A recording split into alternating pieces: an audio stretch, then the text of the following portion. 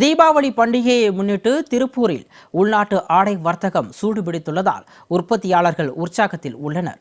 ஆடை வர்த்தகத்தில் பட்டையை கிளப்பி தீபாவளி விற்பனையில் சாதனை படைத்துள்ள திருப்பூர் பின்னலாடை உற்பத்தியாளர்கள் குறித்து இந்த செய்தி தொகுப்பில் விரிவாக பார்க்கலாம்.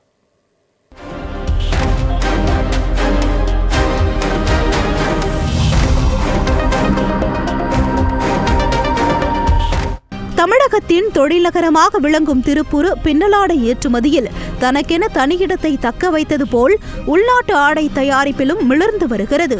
திருப்பூர் சுற்றுப்பகுதிகளில் 2000க்கும் அதிகமான ஏற்றுமதி நிறுவனங்களும் 3000க்கும் அதிகமான உள்நாட்டு பின்னலாடை உற்பத்தி நிறுவனங்களும் இயங்கி வருகின்றன.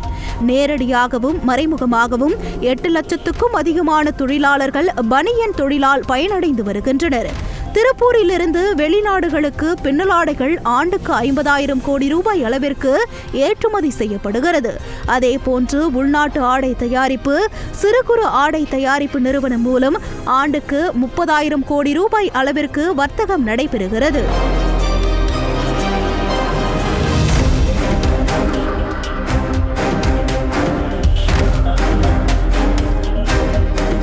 திருப்பூரில் உற்பத்தி செய்யப்படும் பருத்தி நூலிலை உள்நாட்டு பனியன்கள், பின்னல் ஆடைகள் கர்நாடகா, ஆந்திரா, தெலுங்கானா, கேரளா, மும்பை, டெல்லி போன்ற இந்தியாவின் முக்கிய ஜவுளி சந்தைகளில் அதிகமாக விற்பனையாகிறது.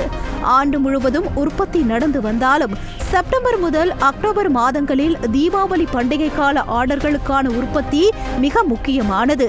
வட மாநிலங்களில் தசரா பண்டிகைக்கு விறுவிறுப்பாக விற்பனை நடைபெற்று பின்னலாடைகள் தீர்ந்து விடுவதால் தீபாவளி பண்டிகைக்காக வடமாநில வியாபாரிகள் திருப்பூருக்கு அதிக அளவு ஆர்டர் கொடுக்கின்றனர். பின்னலாடைகள் மட்டுமல்லாது தரமான பருத்தி நூலிழையில் தயாரிக்கப்படும் இருபாலருக்கான உள்நாடை விற்பனையும் தீபாவளி பண்டிகை ஆர்டரில் அதிகம் இடம்பெறுகின்றன.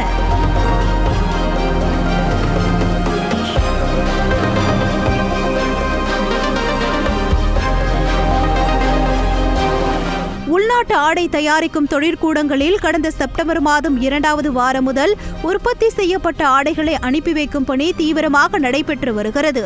இந்த நிலையில் இந்த ஆண்டு தீபாவளி பண்டிகை கால வர்த்தகம் 15% அதிகரித்துள்ளதாக தென்னிந்திய பனியன் உற்பத்தியாளர் சங்க தலைவர் தெரிவித்துள்ளார். தீபாவளி பண்டிகையை ஒட்டி இதுவரை மொத்தம் 6,000 கோடி ரூபாய்க்கு மேல் வர்த்தகம் நடைபெற்றுள்ளதாக தெரிவித்துள்ளார்.